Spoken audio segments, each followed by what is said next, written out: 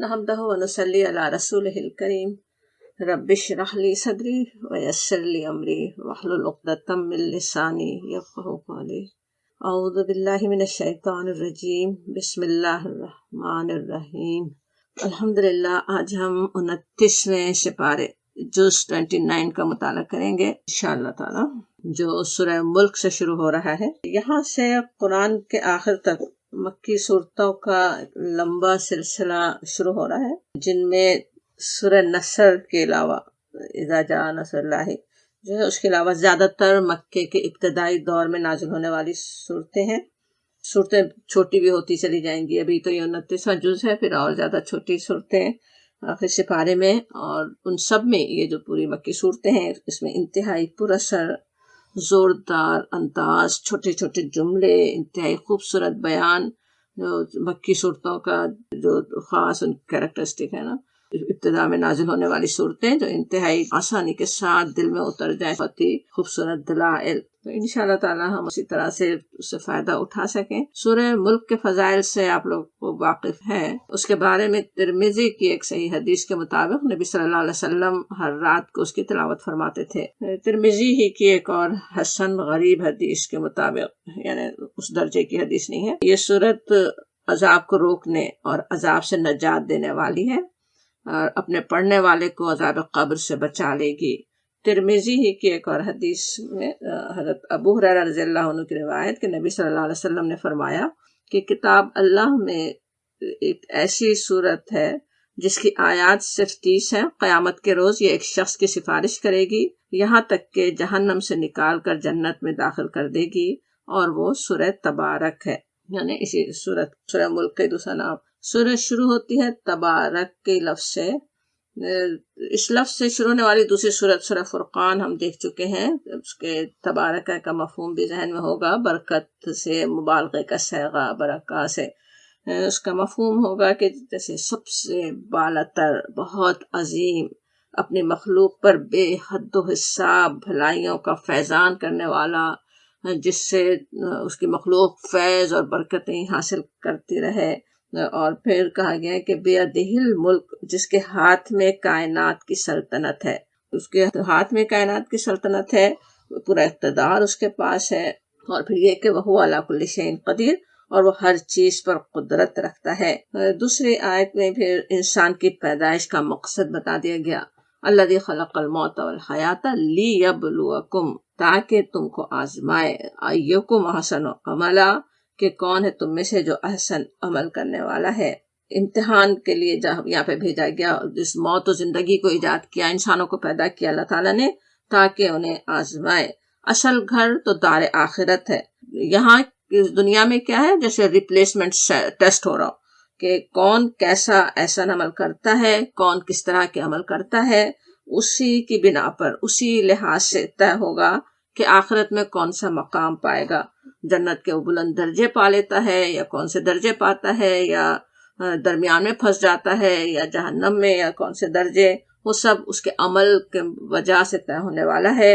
یاد رکھنے کی جو بات ہے وہ یہ کہ اس دنیا کو اپنا گھر نہ سمجھ بیٹھے انسان، بلکہ احسن عمل کی بس فکر ہو، تاکہ اس ہمیشہ ہمیشہ کی زندگی میں اچھا مقام پا سکیں، بہتر مقام پا سکیں۔ اور پھر ہمارے مقام کا فیصلہ کرنے والی ہستی کی صفات کیا ہے، العزیز الغفور، پوری قدرت رکھنے والا، پوری کائنات، یہ دنیا میں بسنے والے تمام انسان، قیامت کا دن اور آخرت، سب کچھ اس کے کنٹرول میں ہے، العزیز ہے۔ اوپر بھی جو تھا جیسے بیدہ الملک وہو علی کل شیء قدیر، ان سب سے بھی یہی سمجھ میں آتا، اور لیکن ساتھ ہی غفور بھی ہے، بہت بخشنے والا۔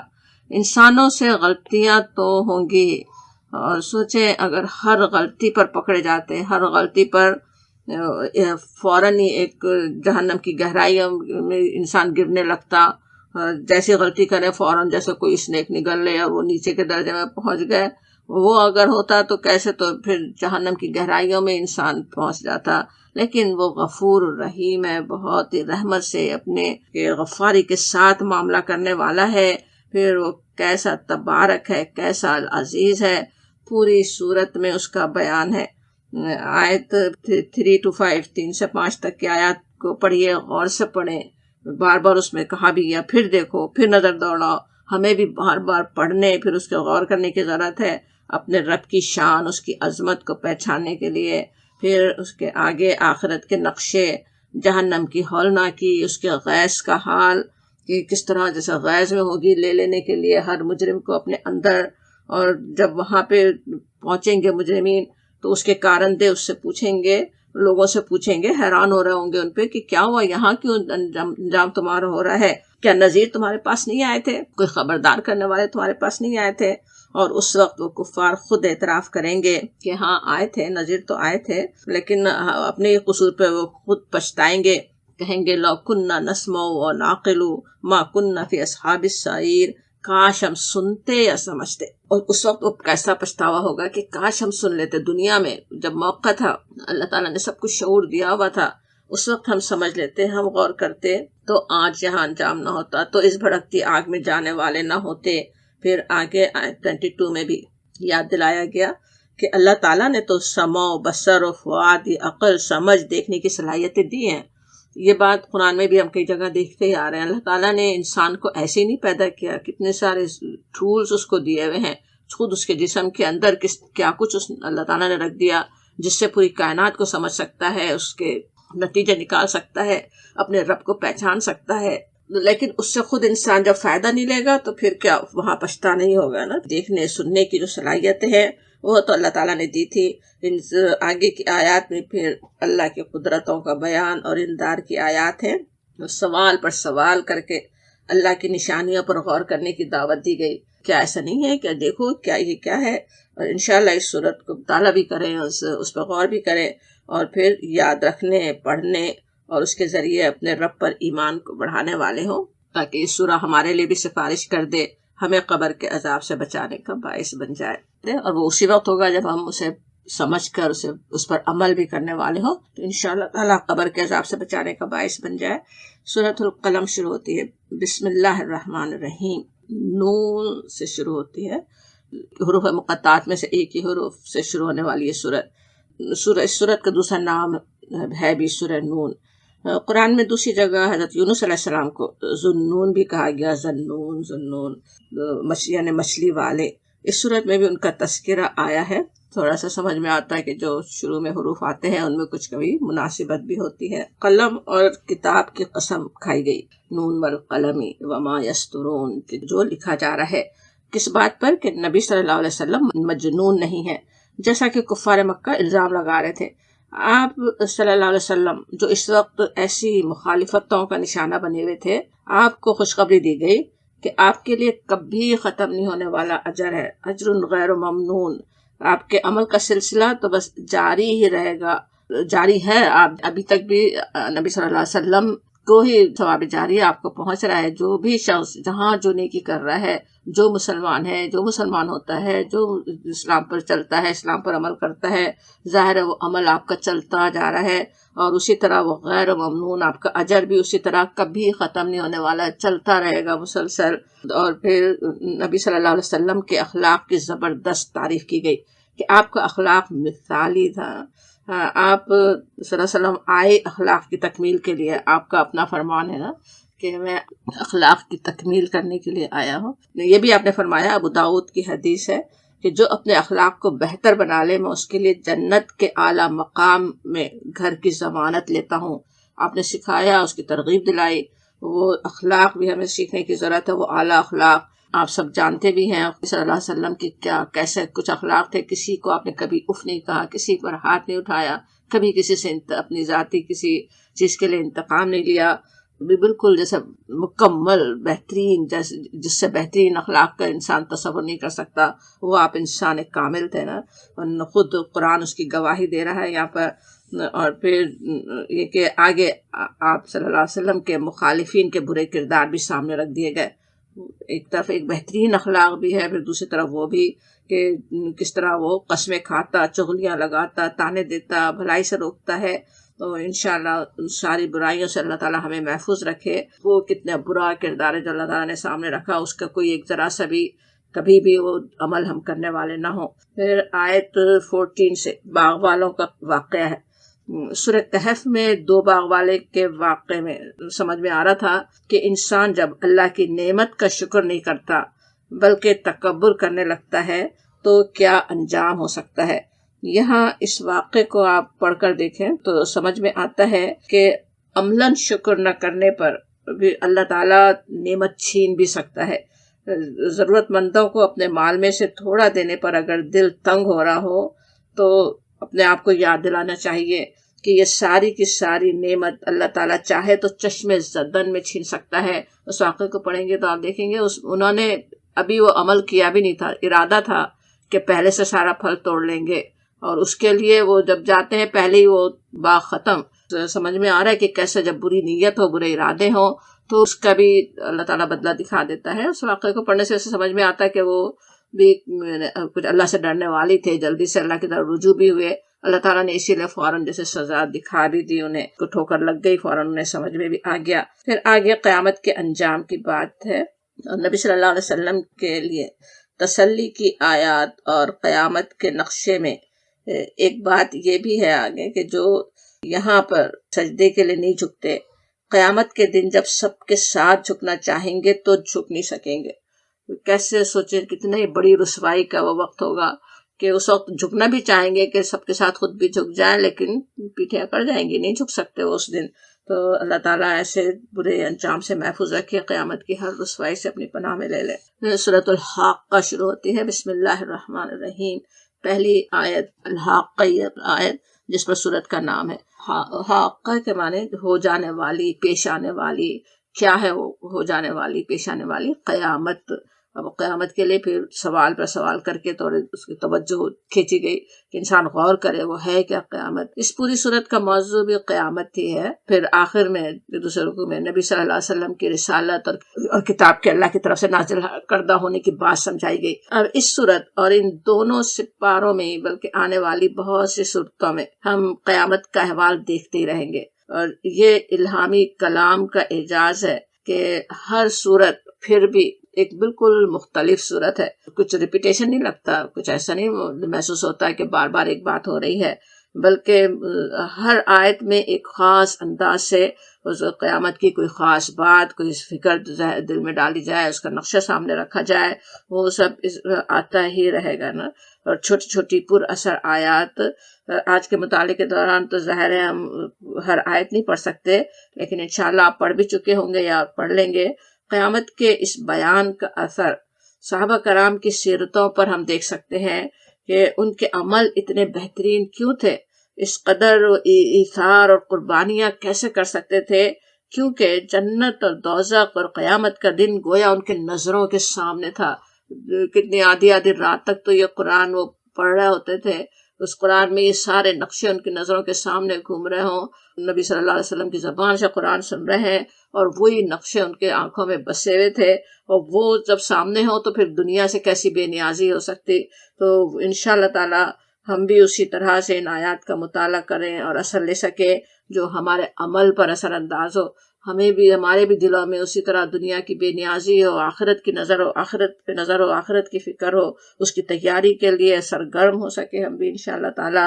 اس صورت میں پچھلی قوموں کے مختصر تذکرے سے انذار بھی ہے، پھر قیامت کے دن کی تباہی کا نقشہ آتا ہے، اس انشاءاللہ تعالیٰ پڑھ کے دیکھ لیں گے کیا کچھ اس میں ہے، وہ بھی ابتدائی قیامت کا بھی نقشہ جو یہاں پہ واقع ہوگی، پھر یوم الحساب کا بھی کہ جب اعمال نامے پیش کیے جا رہے ہوں گے، اس وقت جو جس کے ہاتھ میں سیدھے ہاتھ میں اعمال نامہ دیا جائے گا وہ کامیاب جو ہونے والا ہے، وہ کیسے خوشی سے اپنا اعمال نامہ لوگوں کو دکھائے گا، اس کا نقشہ تھوڑا کھینچا گیا، کہہ رہا ہوگا ہاں مقرؤ کتابیا، لو دیکھو پڑھو میرا نام اعمال، میری کتاب پڑھو۔ سوچیں اپنے اعمال کی کتاب کون کس کو دکھانا چاہتا ہے، اتنے بہترین کیے ہوں اعمال کی جسے چھپانے کی ضرورت ہی نہیں ہو، تو کامیابی کا پروانہ، وہ ڈگری، وہ جو ٹیسٹ یہاں پہ دے رہا تھا وہاں پہ اعلیٰ نمبروں میں کامیابی مل گئی، اور اب اس کے خوشی کا اظہار ہو رہا ہے۔ اس کے وجہ کیا بتائے گا کہ کیوں آج میں کامیاب ہوا، کیونکہ انی ظننت انی ملاق حسابیہ، کہ میں یقین رکھتا تھا کہ مجھے ضرور اپنا حساب ملنے والا ہے۔ یہی بات نے ذہن میں رکھنے کی ہے، وہ حساب کا یقین، وہاں ملاقات اللہ سے ہونی ہے، وہاں اللہ کو منہ دکھانا ہے، وہ بات ذہن میں رکھ ہمارے ہو، اپنی اولادوں کے ذہنوں میں بٹھانے والے ہوں، ان کے دلوں میں ہم یہ بات بٹھانے والے ہوں۔ اس کے مقابلے میں پھر بائیں ہاتھ میں نام اعمال پانے والا کہے گا کہ میں اللہ پر ایمان نہیں رکھتا تھا اور مسکین کو کھانا نہیں کھلاتا تھا۔ مسکینوں کا خیال کرنے کی تاکید کس طرح بالکل ابتدائی صورتوں سے شروع ہو گئی، مسلسل چلتی ہے۔ ابھی آج کے بھی سپارے میں دیکھیں گے، پھر آگے بھی دیکھتے رہیں گے کل کی بھی صورتوں میں انشاءاللہ تعالی، آخری سپارے کی بھی صورتوں میں، تو سمجھ میں آتا ہے کہ کتنا اہم ہے مسکینوں کو کھانا کھلانے کی فکر کرنا، ان تک پہنچنا، انہیں ڈھونڈنا، ان کو پہنچانا، ان کا خیال کرنا۔ انشاءاللہ تعالی ہم اللہ تعالیٰ توفیق دے ہم کرنے والے ہوں۔ پھر فسبح بسم ربک العظیم کی تاکید پر صورت ختم ہوتی ہے۔ تسبیح ہمیں بھی کر لینا چاہیے، اس حکم پہ عمل، سبحان اللہ العظیم و بحمدہ، اور انشاءاللہ تسبیح کرتے ہی رہنے والے ہوں۔ تسبیح کے اپنے کتنے فائدے ہی فائدے ہیں، اللہ کا قرب عطا کرنے والی چیز، بہترین بھلائیاں عطا کرنے والی چیز، اور کتنا آسان عمل بھی ہے۔ صرف زبان سے تسبیح انسان کرے، اپنے اللہ کی تعریف بیان کرے، اپنے ایمان کو بڑھا دے، اپنی نیکیوں کو بڑھا دے، اپنی جنت میں بہار لے آئے، انشاءاللہ تعالیٰ اپنے رحمت سے اللہ تعالیٰ ہمیں اس کی توفیق دے، اسے یہ یاد رکھنے کی کہ ہر وقت ہم تسبیح اللہ کی کرنے والے ہوں۔ سورۃ المعارج شروع ہو رہی ہے، بسم اللہ الرحمن الرحیم۔ تیسری آیت میں آتا ہے لفظ معارج، دل معارج میں مبارک۔ دل معارج کہیں تو کیا مطلب ہوا؟ بلند درجوں کا مالک، عروج کے زینوں کا مالک۔ سورت کی ابتدا سے ہوتی ہے جواب سے جو عذاب کے لیے جلدی مچانے والوں کو دیا گیا، اور پھر قیامت کے دن کا ایک اور نقشہ پچھلی صورت میں جواب یہ دیا گیا کہ لوگ جلدی مچاتے ہیں، حالانکہ اللہ کے دن تو بالکل مختلف ہوتے ہیں۔ اس کے پاس تو فرشتے ایسے دن میں جاتے ہیں جو 50,000 سال کے برابر ہے، 50,000 سنہ۔ پھر قیامت کے دن کا نقشہ پچھلی صورت سے بالکل مختلف، یہاں پہ ہم دیکھیں گے وہ نقشہ انسان بالکل مختلف طریقے سے یاد دہانی ہو رہی ہے کہ وہاں پہ کوئی دنیا کے رشتے کام آنے والے نہیں۔ یہ بات بھی کتنے یاد رکھنے کی ہے، اسی کی وجہ سے انسان کتنے گناہوں میں پڑتا ہے، غافل ہو جاتا ہے اپنی آخرت سے، رشتوں کی خاطر، ان کی محبت، ان کے پریشر، ان کی نفرتوں میں اپنی آخرت برباد کر دیتا ہے۔ وہاں تو کوئی کام نہیں آنے والا۔ انسان کی بے صبری کی صفت بتائی گئی کہ کس طرح نعمت ملتے ہی اکڑ جاتا ہے اور پھر بخل کرنے لگتا ہے، اور مشکل جب جزا فضا کرنے لگتا ہے فوراً اس سے پریشان ہو جاتا ہے۔ اور ایسی تھوڑی دلی سے، ایسی بے صبری سے بچے ہوئے کون لوگ ہوتے ہیں، وہ صفات بتائی گئی۔ سب سے پہلی صفت یہ آتی ہے مسلین ہے، وہ نمازی۔ پھر دوسری صفت بھی نماز کے بارے میں، الذین هم فی صلاتہم دائمون، وہ اپنی نمازوں پہ قائم رہنے والے ہوتے ہیں۔ دائمون کہنا کئی طرح سے ہے، ایک تو ان کے پڑھنے کا انداز بہت ہی ٹھہر کر اطمینان سے پڑھنے والے، پھر ہمیشہ پڑھتے رہنے والے، اور پھر ان کے مال میں سائل اور محروم کا حق ہوتا ہے، پھر فوراً ہی وہی بات، مال نکالنے والے، اپنے مال میں دوسروں کا جو محروم لوگ ہیں ان سے شیئر کرنے والے۔ ایک بڑا امتحان اصل میں دنیا میں یہ ہو رہا ہے نا، اللہ تعالیٰ نے ہر ایک کو مختلف طریقے سے مال و دولت سے نوازا، کچھ کو محروم رکھ کے آزمایا، کچھ کو دے کر آزمایا۔ جن کو دیا ہے ان کی یہ آزمائش ہو رہی ہے کہ وہ کتنا دوسروں کے ساتھ شریک کرتے ہیں۔ اللہ تعالیٰ چاہتا ہے جیسا وہ غنی ہے، جیسا وہ کریم ہے، اس طرح ہمارے بھی دلوں میں وہ صفت ہو، مال کی محبت نہ ہو، بلکہ آسانی سے دینے والے، آسانی سے شیئر کرنے والے ہوں لوگوں کے ساتھ۔ اور پھر یہ کہ آخرت کی فکر رکھنے والے، اور اپنی شرمگاہوں کی حفاظت کرنے والے، یعنی حیا کی اور ستر کی، بے حیائی کے کاموں سے بچنے والے، پھر امانتوں اور عہد کی حفاظت کرنے والے۔ عہد اور امانت کا تفصیلی مفہوم ذہن میں ہوگا، کافی ہم سمجھتے رہے ہیں پیچھے۔ اور یہ کہ پھر یہاں پہ یہ بھی آتا ہے کہ وہ اپنی گواہیوں پر قائم رہنے والے، شہادت ادا کرنے والے ہوتے ہیں۔ وہ بھی کئی طرح کی ہیں کہ سچ بولنے والے بھی، ہر معاملے میں سچ بولنے والے، کوئی گواہی دینا ہے تو سچی گواہی دیتے ہیں، سچی بات کرتے ہیں، سچی بات دوسروں تک پہنچاتے ہیں، حق بات پہنچاتے ہیں دوسروں تک، تو وہ گواہیاں دینے والے ہوتے ہیں۔ اور اس کے بعد پھر آخری صفت بھی نماز کی حفاظت کی، جس طرح پیچھے بھی ہم سمجھ رہے تھے سورہ مومنون کا تو یاد ہوگا، جو ابتدائی 10 آیات تھی، تقریباً ویسے یہاں بھی وہی صفات آ رہی ہیں، اور اسی طرح سے کہ وہ نماز کی حفاظت کا مفہوم بھی پھر ذہن میں ہوگا، جو ہم نے سمجھا سبھی کچھ اس میں آ جاتا ہے نا۔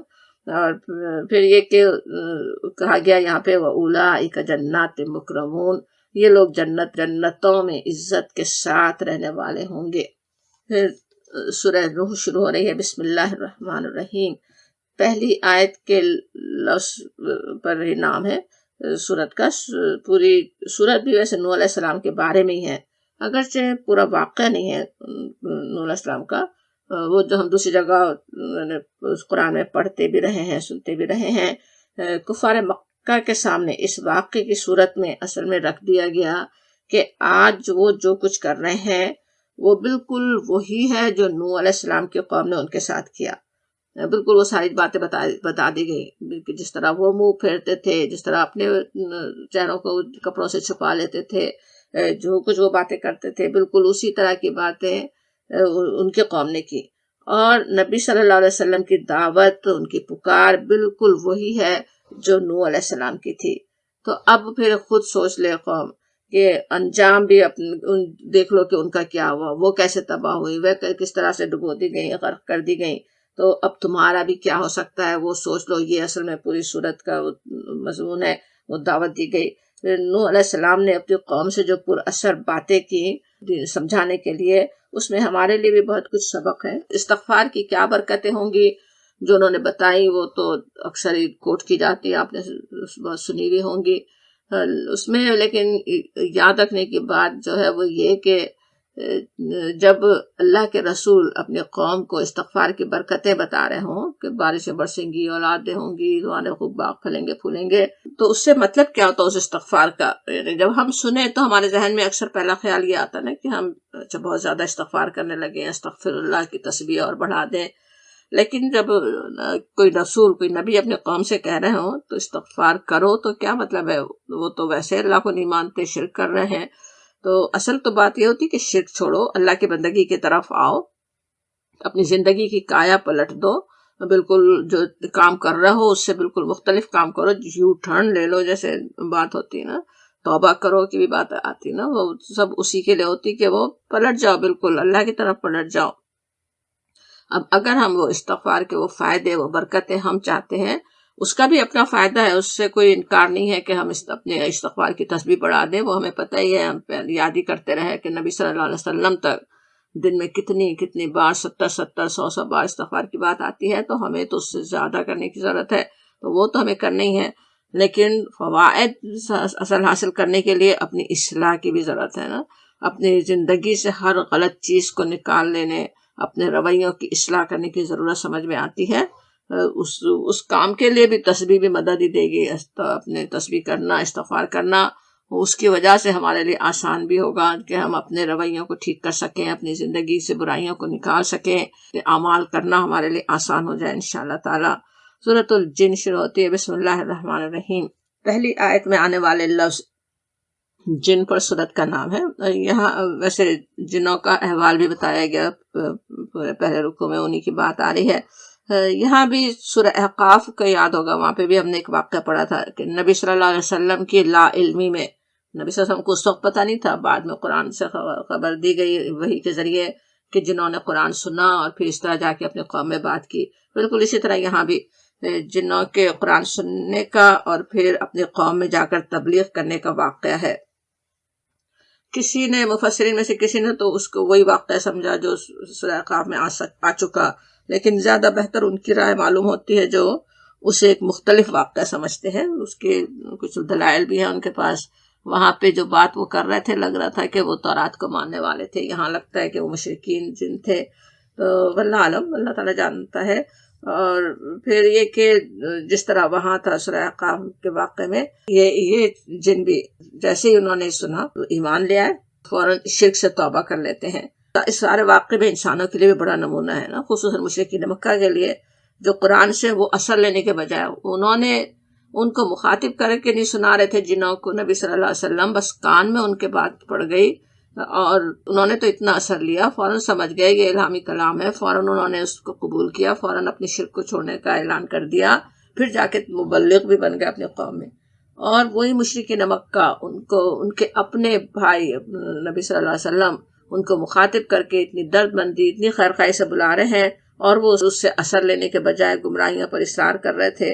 اور پھر ساتھ ہی جنوں کے بارے میں مشرکین کی غلط فہمیوں کو بھی دور کیا گیا، گفتگو ہی سنائی گئی ساری کہ جن جو اپنے قوم سے کر رہے ہیں، لیکن اسی سے سمجھ میں آتا ہے کہ جو مشرکین کی غلط فہمیاں تھیں ان سے پناہ مانگتے تھے اور کیا کچھ، وہ ساری دور ہوئیں۔ اللہ کی وہ مخلوق جنہیں ہم اپنی آنکھوں سے دیکھ نہیں سکتے، جن کی باتیں سن نہیں سکتے، قرآن کے ذریعے کچھ معلومات ہمیں بھی حاصل ہو جاتی ہیں کہ کیا ان کے نظام ہیں۔ ان میں بھی پتہ چلتا ہے کہ مختلف قسم کے لوگ ہیں، نیک بھی ہیں، بد بھی ہیں، مختلف درجے ان کے ہیں، مختلف طرح کے اعمال کرنے والے ہیں ان میں بھی۔ اور ان کے واقعے کے بعد نبی صلی اللہ علیہ وسلم کے ذریعے یہ خوشخبری بھی سنائی گئی کہ لوگ اگر راہ راست پر چلتے، اَلَّوِ اسْتَقَامُوا عَلَى الطَّرِيقَةِ، طریقے پر چلتے، راہ راست پر چلتے، تو ہم انہیں خوب سیراب کرتے، لَأَسْقَيْنَاهُمْ مَاءً غَدَقًا۔ اور یہ کہ پھر فوراً یاد دہانی ہوتی ہے، یعنی اللہ تعالیٰ سیراب تو کرے گا، بارشیں ہوں، اس سے خوب پیداوار اگے، خوب نعمتیں انسان پائیں، لیکن پھر وہ بھی کیا ہے، لِنَفْتِنَهُمْ فِيهِ، تاکہ اس نعمت سے ان کی آزمائش کرے۔ یہ سمجھ میں آتا ہے کہ دنیا کی نعمتیں انسان کو چاہے اپنی نیکیوں کے باعث بھی مل رہی ہوں، اللہ تعالیٰ بڑھاتا ہے نیکیوں کے بدلے میں، جیسے کہا بھی گیا کہ اگر تم صحیح راستے پر چلتے ہم تمہیں سیراب کرتے، یا استغفار کی برکتیں ہوں سورہ نور میں جو ہم نے پڑھی، لیکن وہ پھر بھی کیا ہوتا ہے، وہ پھر بھی امتحانی ہوتا ہے، لِنَفْتِنَهُمْ فِيهِ، تاکہ ہم اس کے ذریعے آزمائش کریں، یعنی جو بھی نعمت ملے گی وہ پھر آزمائش کے لیے ہوگی۔ اور پھر یہ بھی تنبیہ کیا، جو اپنے رب کے ذکر سے منہ موڑے گا اس کا رب اسے سخت عذاب میں مبتلا کر دے گا۔ اللہ تعالیٰ اپنی رحمت سے ہمیں اللہ تعالیٰ کے ذکر پہ قائم رہنے کی توفیق عطا فرمائے۔ اور پھر سورۃ المزمل شروع ہوتی ہے، بسم اللہ الرحمن الرحیم۔ نبوت کے ابتدائی دور میں نازل ہونے والی صورت ہے۔ پہلی آیت میں آنے والے لفظ پر اس صورت کا نام ہے یا ایھا المزمل کہہ کر نبی صلی اللہ علیہ وسلم کو مخاطب کیا گیا کہ اے چادر میں لپٹنے والے۔ نبوت کی ذمہ داریوں کے بوجھ سے آپ صلی اللہ علیہ وسلم جس کیفیت میں تھے اس وقت، اس کا اظہار ہو رہا ہے اس طرح کے خطاب سے۔ ایک ہوتا نا کہ جب انسان بہت ہی پریشانی میں ہو، بہت بڑا کام کرنا ہے، تو بار بار اس کا دل چاہے کہ چادر لے کر لیٹ جاؤں۔ وہ بھی ہمیں پتہ ہی ہے، پہلی وحی کا واقعہ، جب پہلی دفعہ آپ نے فرشتے کو دیکھا بھی تو پریشان ہو کر آپ گھر آئے تھے اور ان سے کہا تھا زملونی، اب حضرت خدیجہ سے کہ مجھے چادر اڑا دو، چادر اڑا دو، تو وہ اس کی طرف بھی جیسے اشارہ ہو رہا ہے کہ اے اوڑھ لپیٹ کر اٹھنے والے۔ اور ایک تو بڑا ہی مشفقانہ انداز بھی ہے نا، اس طرح سے پکارنا بہت ہی اللہ تعالیٰ کی طرف سے۔ اور ساتھ ہی یہ بھی سمجھ میں آ رہا ہے کہ اب کہا جا رہا ہے، بتا دیا جا رہا ہے کہ اب کھڑے ہو جاؤ، قم، کھڑے ہونے کے دن ہے، اب اس کے کمر کس لینے کے دن ہے۔ اور حکم دیا گیا کہ رات کو نماز میں کھڑے رہو، وَبِاللَّيْلِ، کہ کب تک کھڑے رہو، کتنا کھڑے ہو وہ بھی بتا دیا گیا، آدھی رات یا اس سے کچھ کم یا اس سے زیادہ۔ گویا دین کو بندوں تک پہنچانے کے لیے جس ٹریننگ کی ضرورت ہے وہ تہجد سے ملتی ہے، اور اس کا اسٹینڈرڈ بھی دیکھیں کیا ہے، تقریباً آدھی رات اور اس سے کم زیادہ جو بھی ہو۔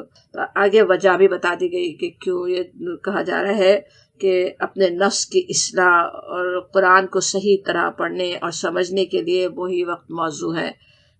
دن میں تو ظاہر ہے دوسری مصروفیات کس طرح ذہن مسلسل پراگندہ ہوتا رہتا نا، کہیں کوئی پکار رہا ہے، کوئی کام یاد آ رہا ہے، کیا کچھ ہو رہا ہے، تو رات کے وقت سکون کے ساتھ، رات کا وقت ہوتا بھی کیسا ہے نا، اس رات کی تنہائی میں انسان کو دل کے بھی کیفیت کچھ بہت مختلف ہوتی نا۔ اس وقت جو اللہ کی یاد، جو اللہ کا خوف یا آخرت کا بھی سوچیں تو اس وقت جو تو خوف دل پہ طاری ہوگا وہ دن میں اس طرح نہیں ہوتا نا۔ تو آدھی رات کو، یعنی رات کو کھڑے ہو کر وہ قرآن پڑھنے، نماز کا ایک حصہ ہے ویسے قرآن پڑھنا، اصل تو تہجد کے لیے کہا جا رہا ہے، لیکن جو نماز کے اندر جو اہم رکن ہے اس کی طرف اشارہ ہو رہا، قرآن ہے بہت ہی اہم رکن۔ اسی لیے ہے کہ حدیث میں آتا بھی ہے نا، جتنی لمبی تلاوت ہو اتنی اچھی نماز ہے۔ اس کے لیے ہمیں قرآن کو بہت یاد کرنے کی بھی ضرورت سمجھ میں آتی کہ مختلف صورتیں بہت سی یاد ہوں، انہیں نماز میں پڑھتے ہوں۔ نماز میں پڑھنے کا اثر بھی بہت ہوتا ہے نا، نماز میں جب ہم قرآن پڑھ رہے ہوں اس کے انشاءاللہ مفہوم بھی جانتے ہو، یاد کریں، اسی وقت ساتھ مطلب بھی یاد کر لینا ہی چاہیے، تو کس طرح وہ زیادہ اس کا مفہوم سمجھ میں آنے لگتا ہے، زیادہ بہترین طریقے سے وہ بات سمجھ میں آنے لگتی ہے۔ ہدایات تو نبی صلی اللہ علیہ وسلم کے لیے ہیں، اور انہی میں لیکن ہمارے لیے بھی کیسا نمونہ ہے، ہمیں بھی ظاہر ہے آپ کی پیروی کرنے کی ضرورت ہی ہے نا، آپ کا اتباع ہمیں کرنا ہی ہے۔ آیت 8 میں کہا گیا اپنے رب کے نام کا ذکر کرو، اسی کے ہو جاؤ۔ پھر یہ کہ صبر کرو لوگوں کی باتوں پر. مکذبین کے عذاب کا ذکر آتا ہے کہ ان کو کیا کچھ عذاب ملنے والا ہے، اور قیامت کا تذکرہ. پھر آخری آیت 20 سے پتہ چلتا کہ نبی صلی اللہ علیہ وسلم دو تہائی رات تک بھی 2/3 رات تک بھی عبادت کے لیے کھڑے رہتے تھے. گھڑیاں تو نہیں تھی نا، عبادت کرتے تھے، اس میں شغف تھا، اس میں مزہ آتا تھا، اور آپ پڑھتے رہتے تھے نماز اس کے لیے. اللہ تعالیٰ حساب رکھنے والا ہے، تمہیں تو حساب نہیں ہے بتایا گیا. یہ جو آخری آیت ہے اس کے بارے میں خیال یہ ہے کہ وہ کئی سالوں بعد نازل ہوئی، بلکہ ایک خیال تو یہ کہ وہ مدینے میں نازل ہوئی اور بھی زیادہ عرصے بعد. ذرا غور کریں کتنے سال تک نہ صرف نبی صلی اللہ علیہ وسلم بلکہ آپ کے ساتھ آپ کے ساتھی بھی وہ اتنی زیادہ عبادت کرتے رہے، اتنی راتوں کو اتنی دیر تک عبادتیں کرتے تھے، کھڑے ہو کر قرآن پڑھتے تھے. اب یہاں تک کہ اللہ تعالیٰ کی طرف سے سہولت دی گئی کہ جتنا آسانی سے پڑھ سکتے ہو پڑھ لو. اللہ تعالیٰ جانتا ہے تم پر اور بھی ذمہ داریاں ہیں، کیا کچھ تمہیں کرنا ہے، وہاں پہ اس کی بھی بات ہے. اللہ کا فضل بھی تمہیں تلاش کرنا ہے، یعنی وہ بھی ایک اہم چیز ہے. اپنے لیے کیریئر بنانا، اپنے لیے معاش کی فکر کرنا، اس کا پہلے ذکر آتا ہے، بلکہ معاش کی فکر کا پھر آتا ہے اللہ کے راستے میں جہاد کا. تو وہ سب بھی کام ہے، تو اس میں تم تھوڑی سی کمی بھی کر سکتے ہو، وہ اجازت دی گئی. اور پھر ساتھ ہی لیکن دوسرے کام بھی بتا دیے گئے کہ پھر اور کیا کرنا ہے. نماز، زکوٰۃ، قرض حسنہ کی تاکید کے ساتھ پھر اتنے عبادت گزار بندوں کو، بلکہ نبی صلی اللہ علیہ وسلم تو معصوم تھے، پھر آپ کے ساتھی بھی جو نیک، ان کو استغفار کی بھی تاکید ہوتی ہے. استغفار کرتے رہو. ان اللہ غفور الرحیم کی یاد دہانی انشاءاللہ تعالی نبی صلی اللہ علیہ وسلم اور آپ کے ساتھیوں کے اس اسوے پر ہم بھی چل سکیں، تاکہ قیامت کے دن اللہ کے ان نیک بندوں کی معیت پا سکیں. سورۃ المدثر شروع ہوتی ہے، بہت ہی ابتدا میں نازل ہونے والی سورت. ابتدائی 7 آیات کو تو دوسری وحی سمجھا گیا. پچھلی سورہ مزمل سے بہت ہی ملتی جلتی سورت ہے. مدثر کے معنی بھی وہی ہیں جو مزمل کے تھے، کہ اے اوڑ لپیٹ کر لیٹنے والے. وہ بالکل وہی انداز ہے یہاں بھی، وہ سب یاد دلایا جا رہا ہے جو یا ایھا المزمل کہہ کے کہا گیا تھا. وہی اللہ تعالیٰ کی شفقت. اسی طرح یہ بات کہ اب تمہارے اٹھ جانے کا وقت ہے. دوسری آیت یہاں پہ بھی اسی طرح قم سے شروع ہوتی، کھڑے ہو جاؤ. یہاں پہ کہا گیا قم فانذر، کھڑے ہو جاؤ، انذار کرو. آپ صلی اللہ علیہ وسلم کو آپ کے کام بتا دیے گئے. اٹھو، کھڑے ہو اور انذار کرو، اپنے رب کی بڑائی بیان کرو. ربک فکبر، اور پھر یہ کہ وثیابک فطہر، کہ طہارت کی بات ہو رہی ہے. پاکیزگی، طہارت کی اسلام میں کیا اہمیت ہے پتہ چلتی. دوسری وحی میں اس کی تاکید ہے. پاکیزگی سے ویسے ہر طرح کی پاکیزگی مراد ہے، عقیدے کی، ہر شرک سے، ہر گندگی سے عقیدے کی پاک، جسم، لباس اور روح کی پاکیزگی، اخلاق کی پاکیزگی. پھر اسی کی تاکید دوسری طرح سے بھی والرجز فاہجر، گندگی سے دور رہو، کہ بالکل وہی تاکید ہے لیکن دوسری طرح سے کہ ہر گندگی سے وہی بات ہوئی، سب اخلاق کی گندگی، عقیدے کی گندگی، ہر چیز سے پاک رہو. اور پھر کہا گیا ولا تمنن تستکثر، اس کے بہت سے مفہوم بنتے ہیں. ولا تمنن تستکثر کہیں تو ایک تو یہ کہ بے غرض احسان کرو، کوئی غرض نہیں رکھو، کوئی بدلہ نہیں چاہیے، کوئی شکریہ نہیں چاہیے. تم بس احسان کرو، ان کو دین کی طرف بلا رہے ہو لیکن کوئی احسان کسی پہ نہیں. اور پھر یہ بھی کہ جو انذار کرنے کا حکم دیا جا رہا ہے، فانذر کا ہی حکم ہے نا سب سے پہلے، تو وہ جو ہے بس کرتے رہو، اس کو سلسلہ کٹے نہیں. اس کے مننا کیسے کئی طرح کے معنی ہوتے ہیں نا، احسان کے بھی یا پھر منقطع کرنے کے بھی. اجر غیر ممنون بھی جب کہتے ہیں تو وہی مطلب ہوتا ہے، ایک تو احسان نہیں جتا کے دیا جائے گا، دوسرے یہ بھی کہ اس کا سلسلہ کبھی ختم نہیں ہوگا. ابھی پیچھے جیسے ہم پڑھ رہے تھے تو ولا تمنن کہیں تو وہی سب مفہوم اس میں آ رہے ہیں کہ بس کرتے رہو، اس کا سلسلہ منقطع نہیں کرو. انذار لوگ تم نہیں مانیں گے، لوگ مخالفتیں کریں گے، لیکن تم اپنا کام بس کرتے رہو. اور یہ کہ اس سارے کام میں پھر ظاہر صبر کی سب سے زیادہ ضرورت ہے. ولی ربک فاصبر کہنے سے سمجھ میں آتا کہ اپنے رب کی خاطر صبر کریں، تو پھر صبر کرنا بھی آسان ہو جاتا ہے نا. لوگوں کے لیے نہیں، اپنی ذات کے لیے نہیں، اپنے رب کے لیے صبر کرنا ہے. تو وہ جو سب کچھ جاننے والا، قدرت رکھنے والا، بہترین بدلہ عطا کرنے والا ہے. ہمارے ہر صبر میں ہمیں کتنی تکلیف پہنچ رہی ہے وہ سب اچھی طرح جانتا ہے، پورا بدلہ اس کا دینے والا ہے. تو پھر انسان کے لیے کتنا صبر کرنا آسان بھی ہو جائے. پھر آگے کی آیات میں نبی صلی اللہ علیہ وسلم کی مخالفت کرنے والوں کی نفسیات اور ان کی ذہنی کشمکش کھول کر رکھ دی گئی.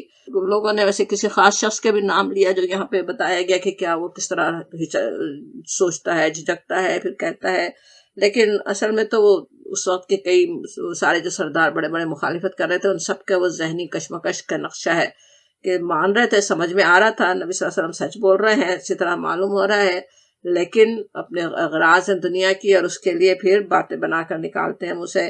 تو وہ بات سامنے رکھی گئی، پھر ان کا انجام بھی بتا دیا گیا کہ کیا ہونے والا ہے. آیت 43 میں جب اہل جنت اہل دوزخ سے پوچھیں گے کہ تمہیں کیا چیز دوزخ میں لے گئی، تو وہ جواب دیں گے کہ ہم نماز پڑھنے والوں میں سے نہیں تھے اور مسکین کو کھانا نہیں کھلاتے تھے.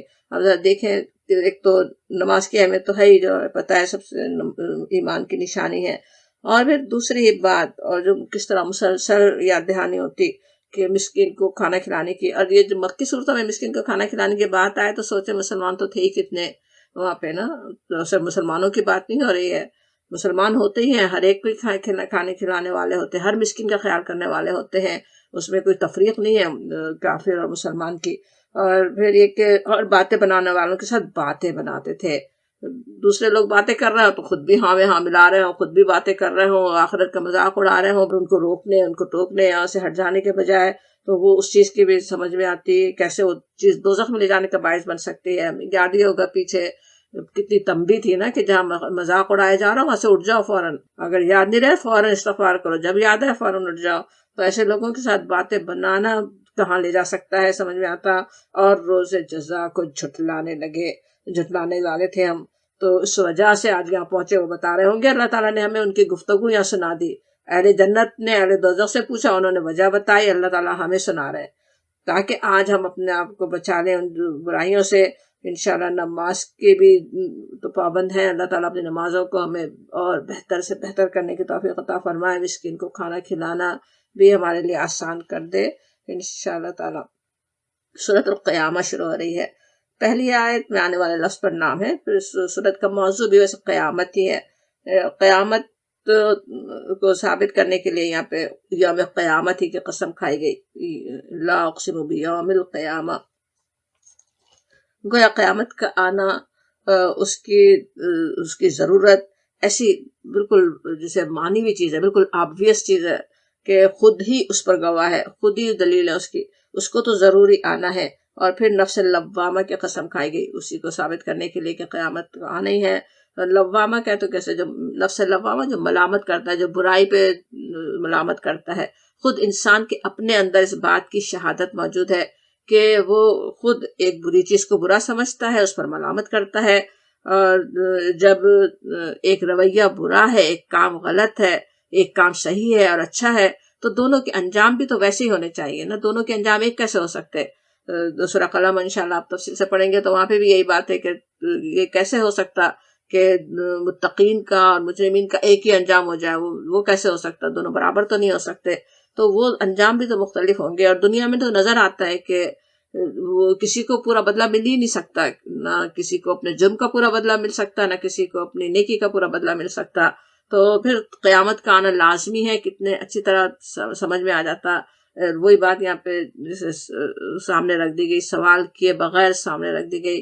اور پھر یہ کہ دوبارہ زندگی پر جیسے اگر شبہ ہے تو بتایا جا رہا ہے کہ اللہ تو انتہائی باریک تفصیلات کے ساتھ بھی دوبارہ اسی طرح پیدا کر دینے پر پوری قدرت رکھتا ہے. تو کہا گیا بلا قادرین علی ان نسوی بنانا، کہ کیوں نہیں، ہم تو اس کی انگلیوں کے پور تک ٹھیک بنا دینے پر قادر ہے. انگلیوں کے پور سوچیں جس پر ہمارے فنگر پرنٹ ہیں، جو خود اللہ کی اتنی بڑی قدرت کا مظہر ہے. اتنی چھوٹی سی جگہ پر ہر انسان کا اپنا مختلف ڈیزائن، ہر انسان کا، حضرت آدم سے لے کے قیامت تک کے آنے والے ہر انسان کا ایک بالکل مختلف ڈیزائن، اور پھر اسے ویسے ہی بنا دیں گے.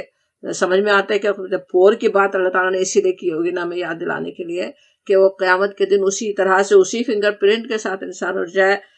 اس پہ تم شبہ کر رہے ہو کہ تم دوبارہ کیسے بنو گے، ہم تو اتنی باریکی سے ویسے تمہیں بنانے والے ہیں. پھر آخرت کے جھٹلانے کی اصل وجہ بھی بتا دی گئی اگلی آیت میں کہ مگر انسان چاہتا ہے کہ آگے بھی بدعمالیاں کرتا رہے. یہ بات ہے، آخرت پہ اگر آج مسلمان بھی اگر دھیان نہیں دیتے ہیں، اس سے غافل رہتے ہیں، تو اصل کیا ہے؟ دنیا میں مگن ہے، دنیا میں گرے ہوئے ہیں، دنیا کو چھوڑنا نہیں چاہتے ہاتھ سے، جو دنیا کے مزے ہیں ان کو ہاتھ سے نکلنے نہیں دینا چاہتے، اس لیے آخرت کے بارے میں سوچنا نہیں ہے۔ تو وہی یہاں پہ مرض، اصل مرض کہ وہ چاہتا ہے کہ بدعمالیاں کرتا رہے، اپنے جن برے اعمال سے جو مزے آ رہے ہیں وہ اٹھاتا رہے، دنیا کے جو مزے غلط طریقے سے سمیٹ رہا ہے انہیں چھوڑنا نہیں چاہتا۔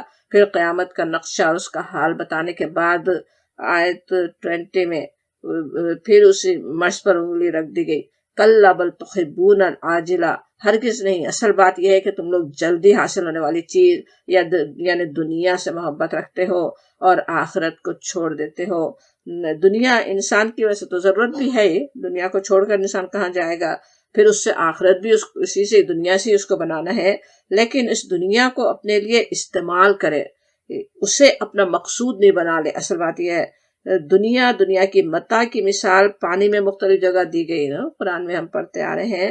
اسی سے علماء یہ کہتے ہیں کہ جس طرح پانی کے اوپر سے انسان سفر کرے تو اس کے لیے تو نفع ہے، فائدہ اٹھاتا ہے انسان، اس پانی سے کتنا، اسی پہ زندگی ہماری ڈیپینڈ کر رہی ہے، لیکن اگر اس کے اندر چلا جائے تو کیا ہوگا؟ غرق ہو کر رہ جائے گا۔ بالکل اسی طرح سے دنیا کے ساتھ معاملہ کرنے کی ضرورت ہے کہ اس کے اوپر رہے، اس سے فائدہ اٹھائے، اس سے اپنی آخرت بنانے کی فکر کرے، لیکن اس میں غرق نہیں ہو جائے، اسی کے طلب میں نہ رہ جائے، اس کو ہی اپنی زندگی کا مقصد نہ بنا لے۔ پھر قیامت کے دن کا حال جس میں کچھ چہرے تر و تازہ ہوں گے، اور اس کے ساتھ ہی پھر آتا الی ربہا ناظرہ، اپنے رب کی طرف دیکھ رہے ہوں گے۔ یہ کتنی بڑی خوشخبری ہے کہ اپنے رب کی طرف دیکھ سکے۔ آج انسان کتنا چاہے مگر آج جس طرح پیدا کیا گیا وہ دیکھ نہیں سکتا۔ حضرت موسیٰ جن سے اللہ نے کلام بھی کیا، وہ اتنی خواہش کرتے ہیں مگر دیکھ نہیں پاتے، لیکن وہاں پہ قیامت کے دن اس طرح سے انسان پیدا ہوگا کہ وہ دیکھ سکے اپنے رب کو بالکل آسانی کے ساتھ، علانیہ دیکھ سکے۔ احادیث میں اس کی تفصیل بھی آتی نا کہ جیسے تمہیں آج یہاں پہ چاند کو دیکھنے میں کوئی مشکل نہیں ہوتی، اس طرح آسانی سے دیکھو گے۔ پیچھے بھی دیکھ ہی چکے ہیں کہ وہ کتنی بڑی بات ہے، جس طرح یہ بھی سمجھا گیا کہ جزا اور پھر اس پہ زیادہ کی جو بات آتی ہے وہ اللہ کے دیدار کی بات ہے۔ حدیث میں یہ بھی آتا ہے کہ جب ساری چیزیں جنت کی مل جائیں گی اور اس کے بعد پھر جب اللہ تعالیٰ پوچھے گا اور کیا چاہیے، بندے کہیں گے کہ تو نے سب کچھ ہمیں کیا دے نہیں دیا، جیسے کسی اب چیز کی کوئی حاجت نہیں ہے۔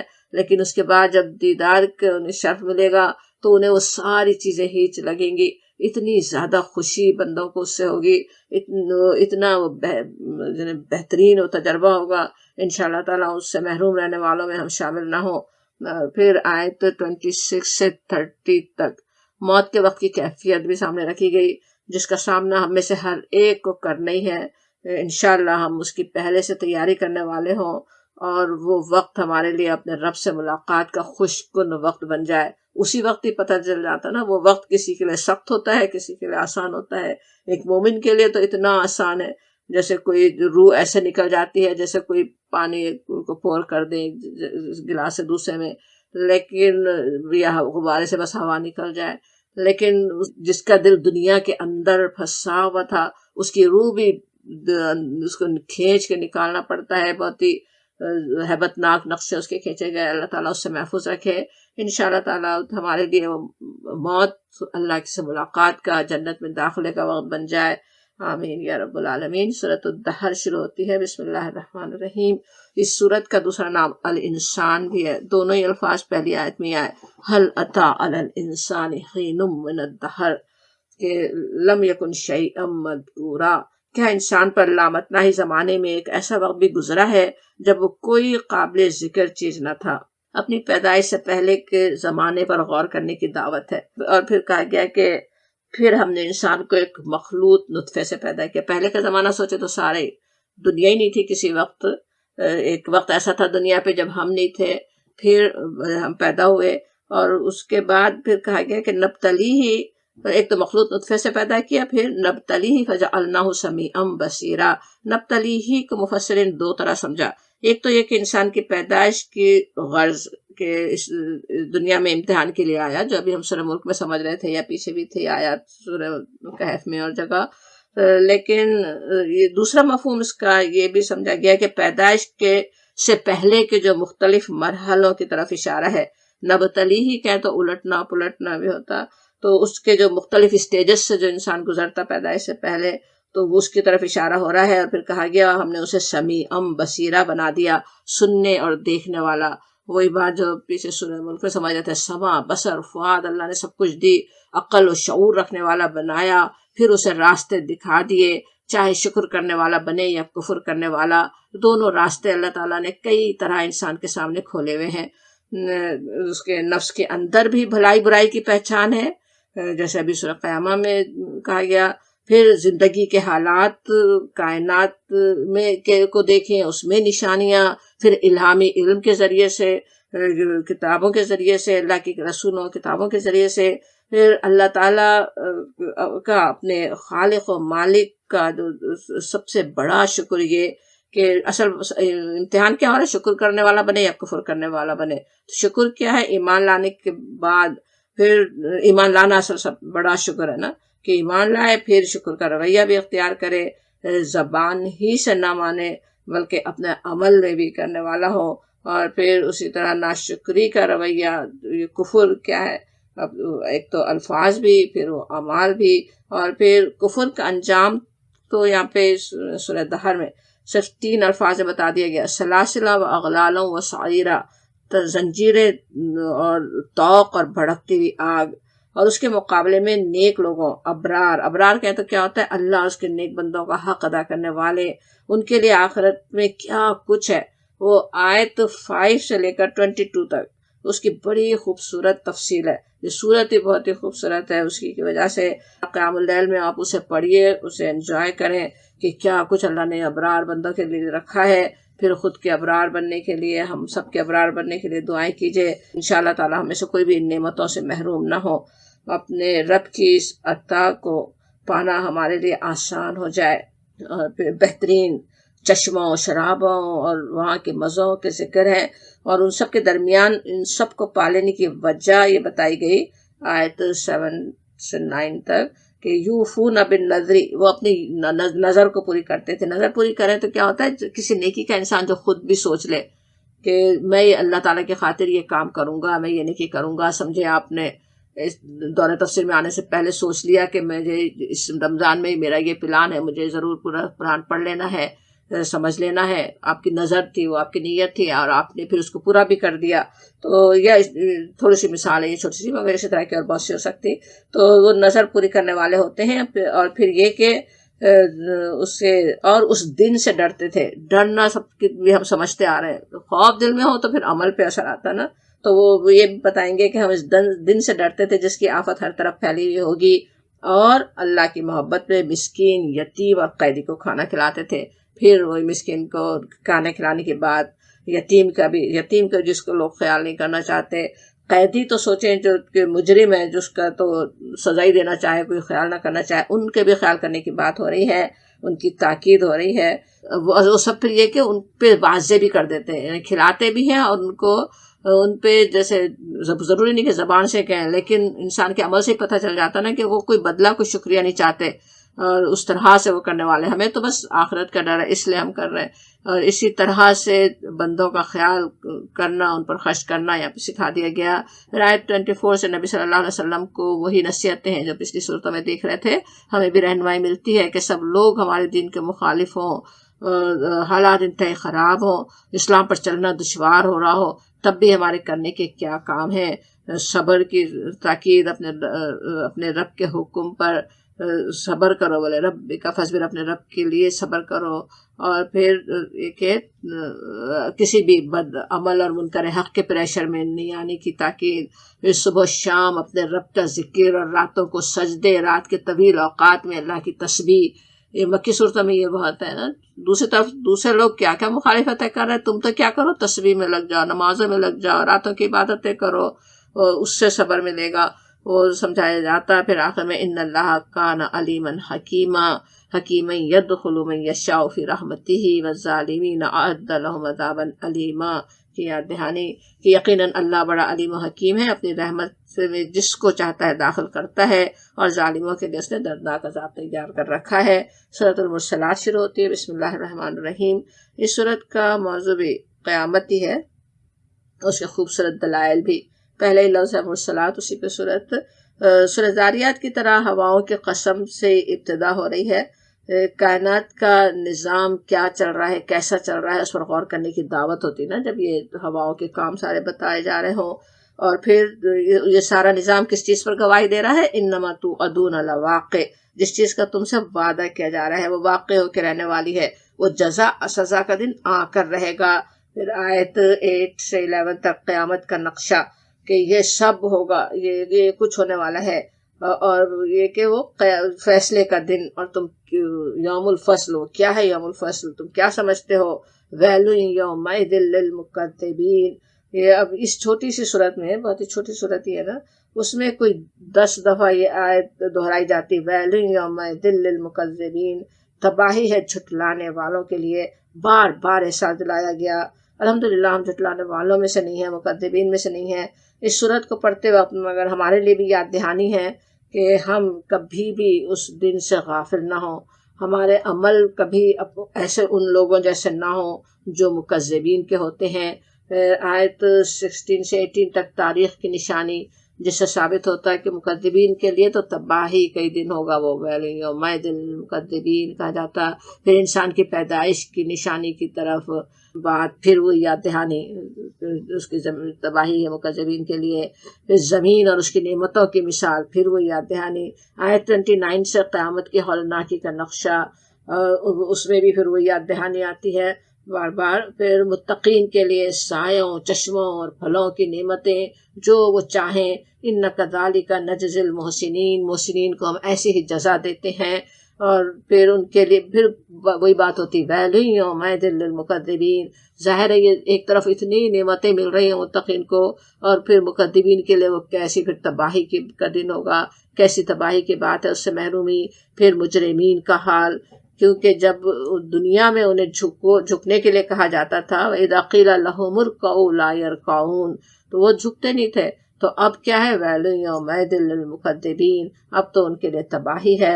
اور سارے دلائل دینے کے بعد، اتنے بہترین طریقے سے بات سمجھا دینے کے بعد پھر کہا جاتا فَبِأَيِّ حَدِيثٍ بَعْدَهُ يُؤْمِنُونَ. اب اس کے بعد اور کون سا کلام ایسا ہو سکتا ہے جس پر یہ ایمان لائیں؟ ہمیں پھر جواب دینا چاہیے آمنا باللہ، ہم اللہ پر ایمان لانے والے ہیں. انشاءاللہ ایمان کو ہم بڑھانے والے ہوں، ہر آیت کے ساتھ ہمارا ایمان بڑھنے والا ہو. ہم ان لوگوں میں نہ ہونے والے ہوں جن کو یہاں بار بار تنبیہ کی گئی. وآخر دعوانا الحمدللہ رب العالمین.